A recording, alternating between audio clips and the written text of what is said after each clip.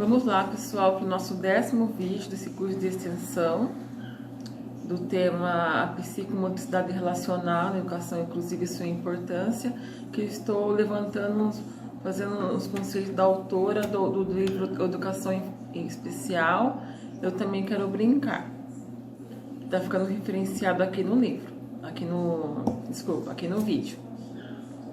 Brincando de ninar.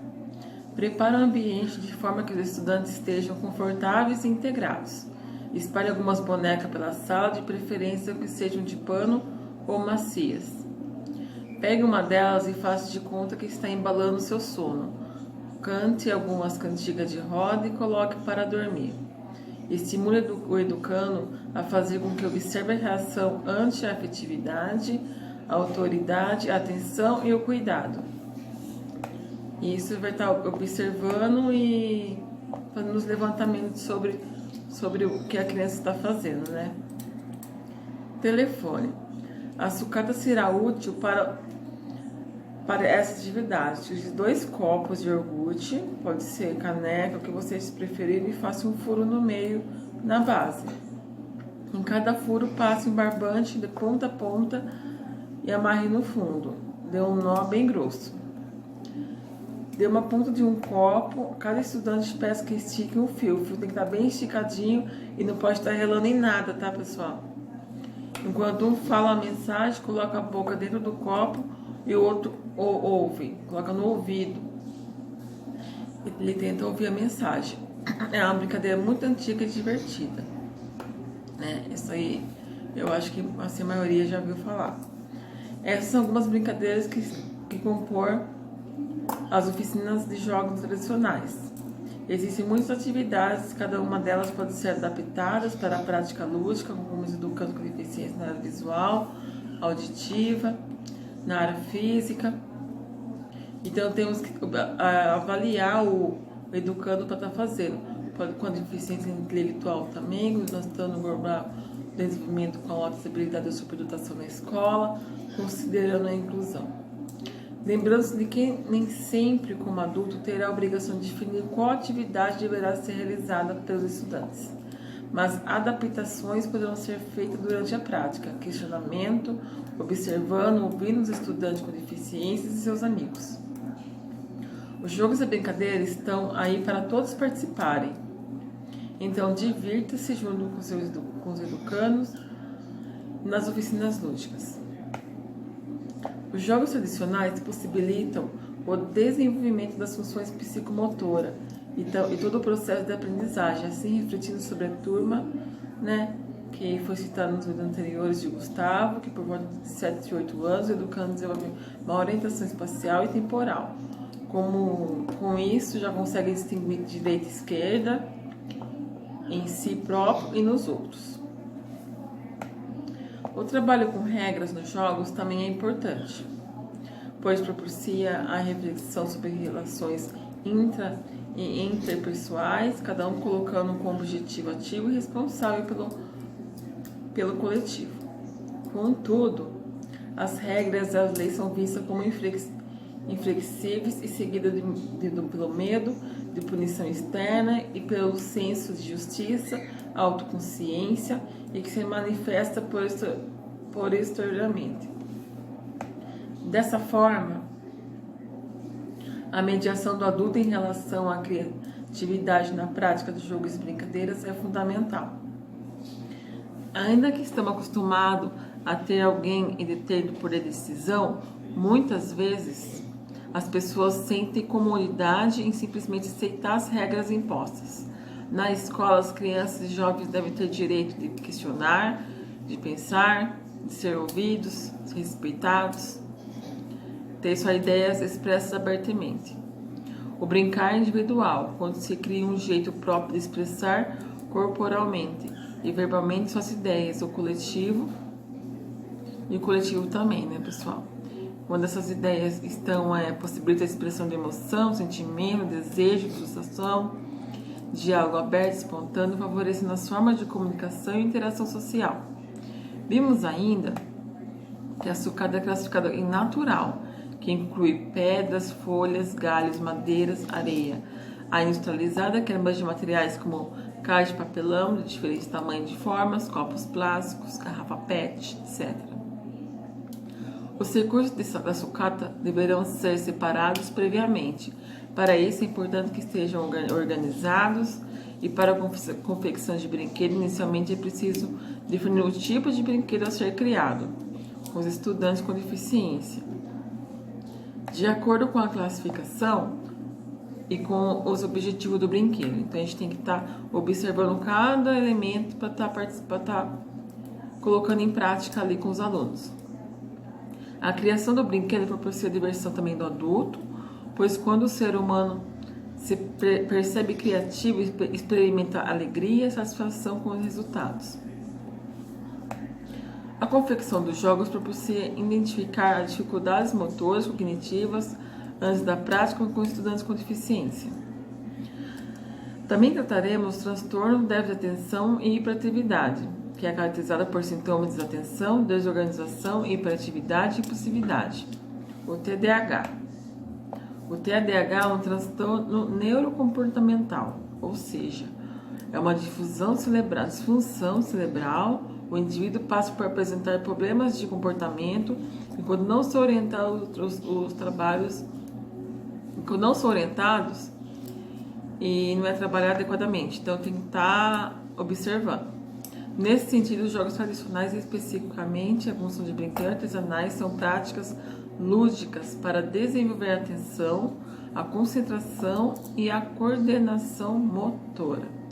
Então é muito importante porque o indivíduo que tem TDAH, que tem esse déficit de atenção, ele é hiperativo, tem que ver o grau de hiperatividade dele, o grau do TDAH, para a gente estar fazendo um trabalho com esse aluno e estar aplicando a melhor forma dele estar entretido ali e estar podendo trabalhar também, estar podendo se desenvolver naquele aspecto, né?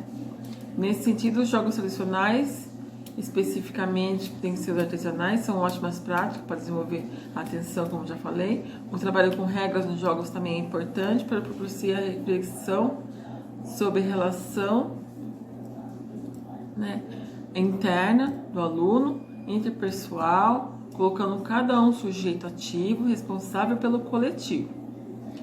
Numa última análise, verificamos que na escola os estudantes devem ter direito a questionar, colocar suas ideias abertamente e ser ouvidos e respeitados. Por fim, mencionamos que o brincar é individual e em equipe. Individual quando cria o seu jeito próprio de expressar corporalmente e verbalmente suas ideias. E em equipe, quando essas ideias precisam encontrar a ideia do outro. O coletivo requer empatia, cooperação, respeito, quando as atividades envolvem a competição. Gente, aqui a gente termina esse segundo capítulo, né, com essas ideias da autora, muito relevante para nós, né, e que possamos criar proveito dessas ideias, desses conceitos, né, do brincar inclusivo, do desenvolvimento infantil, do desenvolvimento dos adultos também, que estão ali também praticando também a prática dos jogos, dos brinquedos. Os jogos tradicionais envolvem brincadeiras, vivência das crianças, em todas as fases das infâncias, das diferentes culturas, e que as oficinas dos jogos incluem também a ação de brincar, ação lúdica, ação infantil, e a gente pode definir que esse jogo ajuda bastante na expressão dessas crianças, nessas interações, né, que podemos aprimorar e cada vez mais com as experiências que a gente vai tendo com nossos alunos, está cada dia melhorando mais. Que isso é muito bom para o nosso conhecimento também, não só do aluno também que sai com aprendizagem, como nós professores, futuros professores, pedagogos, que vai ter uma bagagem para o seu aprendizado também. Pessoal, agora vamos falar sobre os jogos cooperativos. Os jogos cooperativos surgiram na década de 1950 e seu precursor foi Ted Lentz nos Estados Unidos. Na década de 1970, o principal estudioso foi Terry Orlick, em 1989, pesquisador canadense que publicou o livro Vencendo a Competição, o que serve como base dos estudos sobre o tema ainda hoje. A obra crítica exacerbação da competição no esporte desde a antiguidade com os gregos relaciona uma visão de competição no esporte, o modelo competitivo das relações sociais humanas da sociedade capitalista. Devemos trabalhar para mudar os sistemas de valores, de modo que as pessoas controlem os próprios comportamentos e comece a considerar os membros cooperativos da família humana. Talvez alguns dos adultos mais destruidores de hoje tivessem sido quando crianças expostas ao afeto, à aceitação dos valores humanos e tente a promover. Deixa eu ler o livro aqui para nós continuarmos. O livro é PDF online. Os jogos e esportes cooperativos teriam criado uma outra direção. No Brasil, os jogos cooperativos se destacaram na década de 1980, no estado de São Paulo, e tem principal autores Bruto, 2012, e Soler, 2009. Então, mas o que são jogos cooperativos? Vamos lá ver o que a autora conceitua para nós aqui. Os jogos cooperativos são atividades lúdicas que estimulam o trabalho em equipe, na qual todos colaboram para atingir os objetivos. São práticas que desenvolvem a união e a coragem para o enfrentamento de risco e que têm no sucesso coletivo mais ênfase do que no fracasso individual. Quando cooperamos, ela vai colocar uma citação aqui de Soler, 2009, página 137. Quando cooperamos, algo muito interessante acontece. Percebemos como é bom poder ajudar alguém. Então, são jogos que são feitos com trabalho em equipe, né? Na escola, a educação física desenvolve proposta de socialização entre os estudantes por meio da prática lúdica e cooperativa, superando a visão de que sempre se participa de um jogo para vencer. Quando lugar da ideia é que jogando podemos ganhar amigos, ganhar juntos, ganhar em criatividade, solidariedade e convivência. Os jogos cooperativos na escola proporcionam alegria, satisfação, vontade mútua de solucionar os problemas das práticas das atividades e muito mais. O processo soluciona os problemas na prática das atividades. Jogar, divertir-se, nessa perspectiva, desenvolve a integração de forma saudável de competição, conforme Soler 2009, página 136, para as crianças, tanto faz competir ou cooperar, pois o que elas querem é se divertir. Vamos contextualizar essa concepção, descrevendo uma vivência como jogos cooperativos para a inclusão na escola. Então, pensando na contextualização da autora aqui, ela fala aqui sobre um aluno. Bruno, 9 anos. Era um menino que tinha dificuldades para participar das atividades em grupo nas aulas de educação física. A professora Márcia muitas vezes tentava fazer com que ele se integrasse aos grupos, mas os colegas quase sempre excluíram e reclamavam. Bruno é lento, erra a bola, mas não queremos ele no time. Então ficava aquela discussão. Sou mais forte que ele. Então ficava aquele impasse, né? Porque o aluno tinha mais dificuldades que outros alunos não queriam que ele participasse do grupo. A professora conversava com os estudantes, mas pouco obtinham em resultados positivos. Até que um dia pensou numa proposta diferente para as aulas. Convidou os educandos para sentar no centro da quadra e falou sobre os jogos e as brincadeiras. Os educandos logo falaram sobre suas experiências, menos o Bruno. Então a professora pediu que os estudantes pesquisassem jogos e brincadeiras e conversassem com seus familiares o que conhecia e trouxesse. Conversassem com seus familiares sobre o que conheciam e trouxessem na próxima aula. Na aula seguinte, A professora Márcia pediu que formassem grupos de 5 estudantes para que falassem sobre os jogos que pesquisaram ou já conheciam. Foi então que Bruno decidiu que ensinaria basquete aos colegas. A educação física do 4º e do 5º ano do ensino fundamental trabalhava com esporte de forma lúdica, ainda não priorizava a técnica, mas muitos estudantes já haviam iniciado a formação esportiva nas escolas de ensino esportivo e de clubes, como era o caso do aluno em questão. Então, o que o Bruno fez? O Bruno decidiu que ia ensinar basquete aos colegas. Olha que legal. Desde o dia seguinte, em relação aos colegas, o menino era excluído, mudou, como nas fábulas infantis, em que sempre apontavam um príncipe, todos jogavam junto e aprenderam sobre a cooperação para sempre. Então, desde que o momento que o Bruno começou a interagir ali, e ele tomou, bem dizer, a rédea das coisas, que ele falou que ele ia ensinar, ele parou de ser o menino excluído, né? E começaram a participar todos junto, que foi a proposta da professora, de pesquisar sobre os jogos e colocar em prática, né? A capacidade de comunicação e confiança do ser humano é uma das principais características a ser estimulada na prática de jogos cooperativos. Como vimos no exemplo das aulas de educação física, a prática não descreveu um jogo diferente, mas a maneira distinta de conduzir as relações entre os estudantes, seus saberes particulares e o saber da escola. A professora oportunizou a comunicação entre os estudantes, os educandos, né? E dessa forma a relação da dominação se modificaram e deram lugar à relação da cooperação e entusiasmo. Daqui a autora coloca a Lei número 13.146, de 6 de julho de 2015, no capítulo 4 do Direito à Educação, em seu artigo 27, esclarece que, ela coloca uma citação aqui, o artigo 27.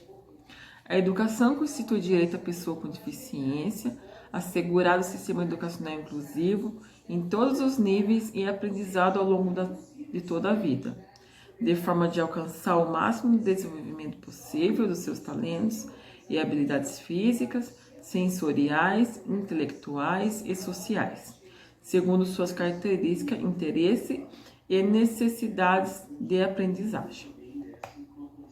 Então, quanto maior a capacidade de cooperação entre as crianças, jovens, e adultos e idosos, maior será a capacidade de autocontrole das emoções e nos sentimentos que levam a exacerbação. Desculpem, gente. Brown, 1995, destaca aqui.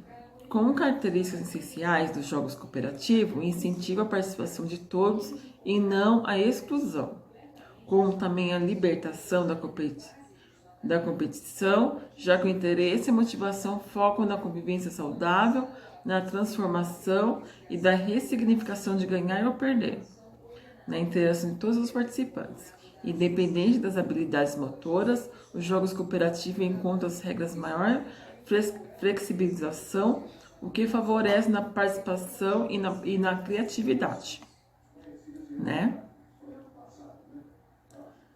Vamos ver. A criatividade e o sucesso coletivo. Soler 2009, página 137. De maneira muito criativa, propõe uma nova sigla, PNC, Portadores de Necessidades Cooperativas, pois muitas pessoas necessitam conhecer a prática de atividades cooperativas, escapulindo da única forma que infelizmente conhece, a competição. O menino de 9 anos, da turma da professora Márcia, enfrentava muitos desafios a serem superados, reflexo do transtorno de ansiedade generalizada, o TAG, e da fobia social, FS. A ansiedade é um termo amplo que descreve um estágio de preocupação para enfrentar uma situação de perigo. Souza et al., 2014, página 101. Então, para vocês verem, né, que a ansiedade é um termo que descreve um estágio de preocupação para enfrentar uma situação de perigo. Por isso, Bruno apresentava algumas características de comportamento que dificultavam a sua participação em grupo nas atividades escolares. Estudantes com TAG e FS apresentam respostas ansiosas e inadequadas, preocupação excessiva e persistência, pensamento de conteúdo negativo, comportamento que afeta o dia a dia do indivíduo. Souza et al., 2014, página 101. Um dia, a professora Márcia conversou com Bruno sobre o que ele sentia. A sua fala foi motivo de surpresa para a educadora. Professora, eu tenho problemas? Ela perguntou. Quem lhe disse que você tem problemas? Aí a resposta foi: o médico do meu pai. Desculpa, gente. O médico do meu pai. O tratamento e compreensão da família e dos educandos são fundamentais para o enfrentamento do transtorno, uma vez que as respostas da ansiedade dependem das estruturas cerebrais que se integram por meio de um delicado equilíbrio de substâncias químicas, conhecida como neurotransmissores, nos quais a serotonina, a dopamina são muito importantes. Souza et al., 2014, página 101. É importante que o estudante com TAG e FS, o que é TAG? Transtorno de ansiedade generalizada, a FS é uma fobia social, certo?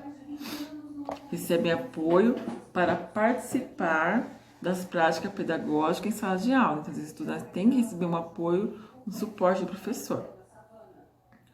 O exemplo descrito na aula de educação física poderá ser pensado pelos professores em outras áreas. O que você acha? A prática da cooperação, como proposta a ser incluída no ensino, caracteriza o que Soler, 2009, página 139, destaca como atitude a serem fortalecidas. A empatia como a capacidade de colocar-se no lugar do outro, a estima como a capacidade de reconhecer a expressão e a importância do outro, a cooperação como a capacidade de trabalhar em prol de uma meta comum, a comunicação e o diálogo como um intercâmbio de sentimentos, conhecimentos, estigma, problemas e perspectivas. A prática lúdica nos jogos cooperativos proporciona reflexão sobre agir consigo e com o outro, de maneira diversa ao que tem percebido nas relações práticas e competitivas. A cooperação incentiva as relações de respeito e de amizade, ao permitir que os educandos educando uma forma diferente de jogar e de brincar. Assim, não há competição ética e fará parte das ações individuais e coletivas. Então, competição ou cooperação? Vamos ver o que a autora conceitua aqui para nós. Quando a palavra competição surge, comumente está ligada aos esportes. As relações sociais da atualidade, no entanto, muitas vezes impõem escolha submissa que eles destituem o sujeito da autonomia e da liberdade para tomar suas próprias decisões. Quem somos? Pessoa que, em sua essência, ou pessoa que ocupa um cargo ou posição em sociedades? A educação escolar é, sobretudo, a inclusão. A educação escolar e, sobretudo, a inclusão poderá contribuir para a formação de sujeito crítico e flexível em suas escolhas, decisões e relações para consigo e para com o outro. As atividades cooperativas no cotidiano levam à compreensão da diversidade social e cultural no qual a pessoa fazem parte. A educação física, como área do conhecimento, aborda saberes sobre jogos, danças, esportes, lutas e ginásticas.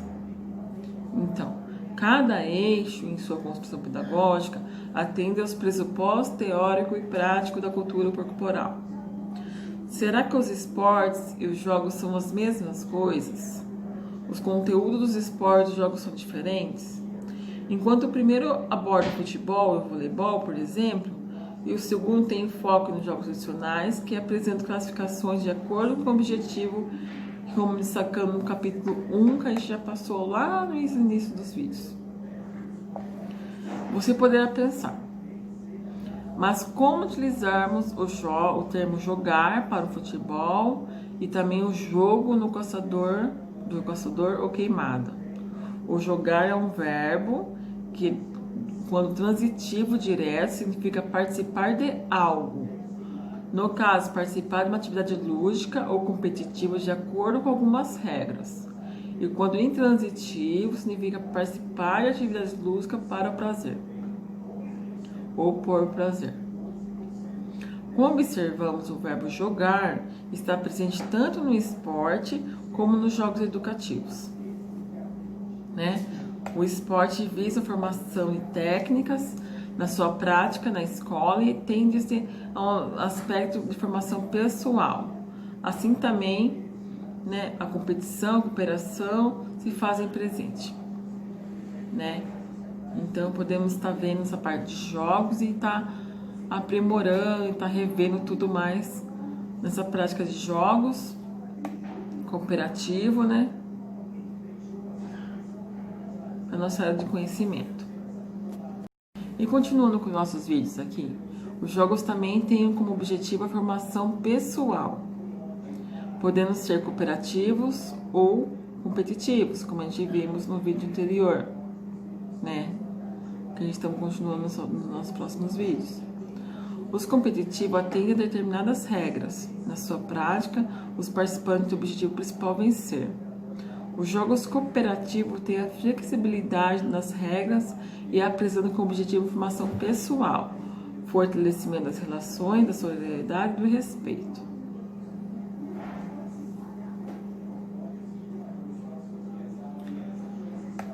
Contudo, não se trata aqui de defender a competição e a cooperação na prática lúdica, mas sim de refletir sobre a formação humana em que estão inseridos os educandos na escola, na família e na comunidade e na sociedade.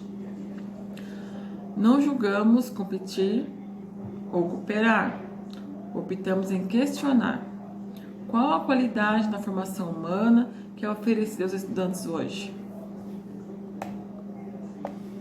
Na escola, estudantes trazem consigo a história de vida e com ela valores sociais, afetivos, que lhe transmitem pelas suas famílias e pela comunidade no qual lhe fazem parte. Também nos cabe julgar esses valores. Não nos cabe julgar esses valores, mas sim a compreender como se manifesta na afetividade e na agressividade dos educandos.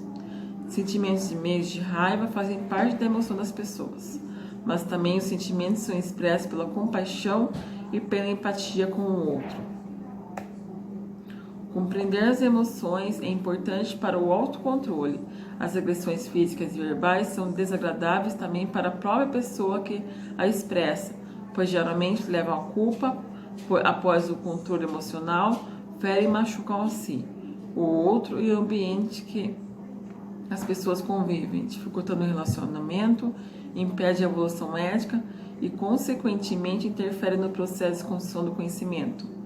Por fim, leva à exclusão e à solidão. A empatia e a compaixão, pelo contrário, levam à reflexão sobre quem somos, quem é o outro e como juntos poderemos lidar com as dificuldades e enfrentar os desafios, elaborar regras e princípios que levam à coletividade. A cooperação está nas atitudes em relação ao ambiente, à educação, à doença, à saúde, à segurança, à criança, ao adulto, ao idoso, à política e todos os segmentos que formam as relações sociais.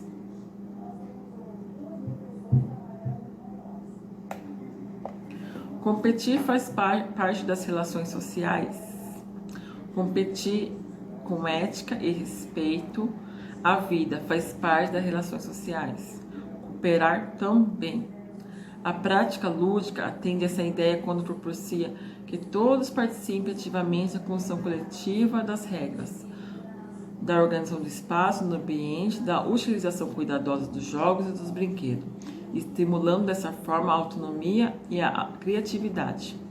A prática de jogos e brincadeiras encontra significado na experiência cooperativa, na qual o que se almeja é trabalhar com pessoas no sentido de procurar também ampliar a participação e a integração nos processos em curso.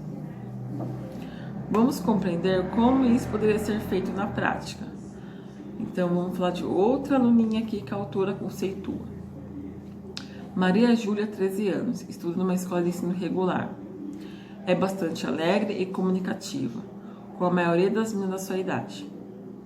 Adora dançar e participa de um grupo de sua comunidade todos os sábados, dia em que a professora de balé desenvolve um projeto de expressão corporal para as pessoas com deficiências. Na escola, sua motivação para a prática corporal não é diferente. Nas aulas de educação física, sempre procura uma forma de participar das atividades. Uma delas é bem interessante. A professora Ingrid propôs um jogo para trabalhar habilidades com bolas. Com isso, utilizou bolas de borracha, número 9 e 11. Os educandos da turma de 9º ano começaram a participar em arremessos e passes, movimentando pela quadra. Porém, Maria Júlia não estava conseguindo participar das atividades, porque os colegas moviam-se muito rapidamente, dificultando com que ela acompanhasse sentada em sua cadeira de rodas. A professora parou a aula e fez um convite inesperado para a turma. Pessoal, hoje vou passar a bola para vocês. Quero que pense como poderão modificar as regras, os movimentos desse jogo para que todos tenham a mesma oportunidade, olhares, cochichos, resistências, até que surgiram uma respostas. Os estudantes criaram um jogo de pé quebrado. Ao analisar essa atividade, observaram que tem o objetivo de promover o respeito às diferenças e refletir sobre as estruturas e regras do jogo. Márcia e alguns estudantes criativos e atuantes propuseram que os colegas sentassem com as pernas estendidas na quadra esportiva, demarcaram um espaço na área de futebol, distribuíram algumas tiras feitas de TNT e cada um dos colegas para que prendesse nas pernas na altura do tornozelo. Explicaram que a bola deveria passar de uma pessoa para outra com as mãos, em arremessos, até que chegasse às extremidades da quadra. A regra era que, para marcar pontos, a bola deveria estar passando por 5 pessoas sem que caísse no chão. O jogo teve como tempo estimulado em 10 minutos.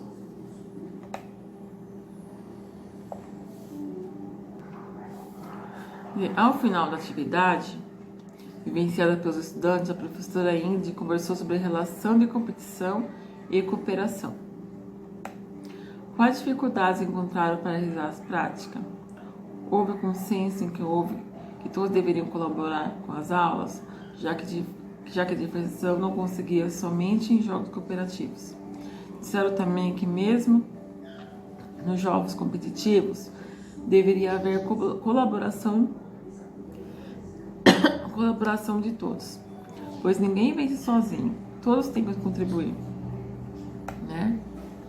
Segundo Wilson, 1971, criança e adolescente com deficiência física neuromotora, quando não possuem também deficiências intelectuais, podem aprender por meio,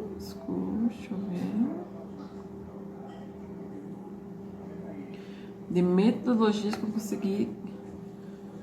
que considerem pequenas adaptações no equipamento e recurso didático para facilitar a execução de atividades escolares. Essa proposta tem um exposto na Lei 13.146 de 2015, artigo 3º. Daí aqui artigo 6º, adaptações razoáveis, adaptações modificadas e ajustes necessários e adequações que não acarretam ônus desproporcional e indevido, quando requeridos em cada caso. a fim de assegurar que a pessoa com deficiência possa gozar ou exercer, em igualdade de condições, a oportunidade de mais pessoas, todos os direitos e liberdades, a todos os direitos e liberdades é fundamentais. Brasil, 2015. Então, Maria Júlia apresentava uma deficiência física, né, causada por um acidente de carro, no qual ela perdeu o movimento das pernas. Então, foi uma deficiência adquirida, ela nasceu com ela. Os aspectos culturais na sociedade reforçam relações de dominações quando destacam jogos como palco para ganhadores e perdedores. Igualdade de direitos e deveres, assegura a participação e a responsabilidade de todos pela decisão de gestão, bem como a justa repartição dos benefícios promovida pela atividade cooperativa. Solar, 2009, página 140. Jogos cooperativos é divertido e, como observamos nos exemplos anteriores, problematizar a competição de todos estimula o compartilhamento das soluções, cria elos entre as pessoas, traz possibilidade de ações que envolvem a solidariedade e melhora a autoestima. É uma autoestima saudável e fundamental para que a pessoa possa entender e aprender cada vez mais o que ensina. Também, não só quem aprende, mas também o que ensina quem tem coragem para montar como é, que tenta movimento novamente após um fracasso. As práticas educativas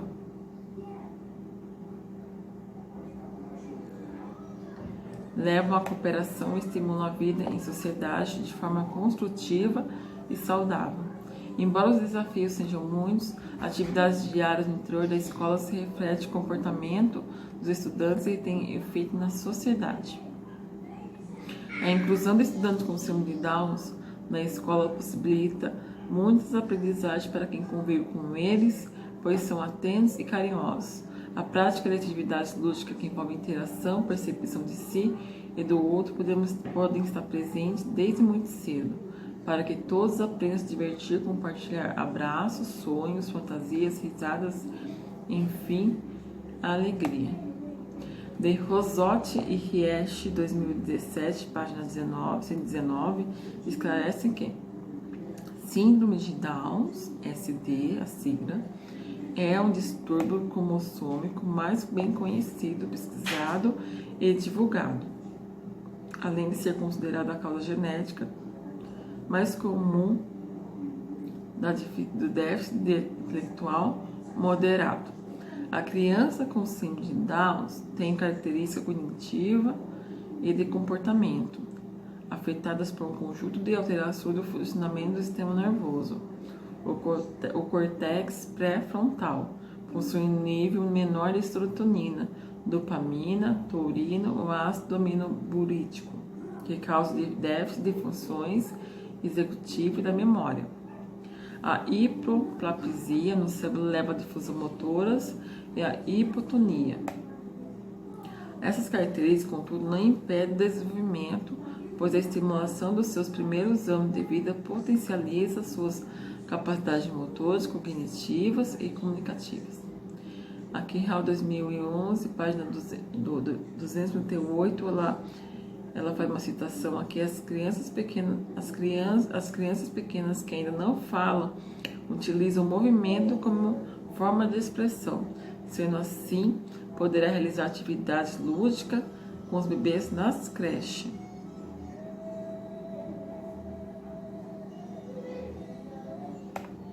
Bom, pessoal, eu vou estar encerrando essa aula agora. Daí a gente começa com o próximo vídeo na 11ª aula, tá bom?